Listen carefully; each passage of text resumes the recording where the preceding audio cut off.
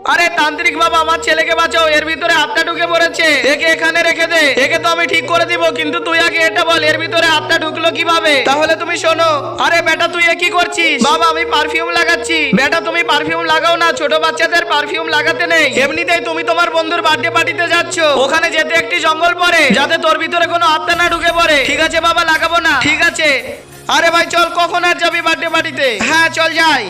আরে তোর গা থেকে খুব বিশ্রী গন্ধ বার হচ্ছে। আরে আমি তো গোসল করেছি। আরে খেলছিলাম তো, যাই আমি আরেকবার গোসল করে আসি। আরে না, বেশি টাইম নেই, তার থেকে পারফিউম লাগিয়ে নে। না, আমার বাবা মানা করেছে, পারফিউম লাগালে শরীরে আত্মা ঢুকে পড়ে। আরে কিছুই হবে না, লুকিয়ে লাগিয়ে নে। ঠিক আছে বন্ধু, তুমি যদি মেয়ে হও ভিডিওতে লাইক করো, আর তুমি যদি ছেলে হও চ্যানেলটি সাবস্ক্রাইব করো, এবং কমেন্টে লিখে যাও তুমি ছেলে নাকি মেয়ে।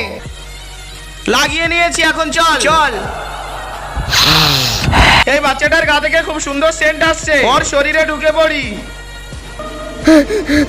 আসলে ব্যাপারটা হলো এই, যদি আমার কথা শুনতো তাহলে আজ এসব হতো না।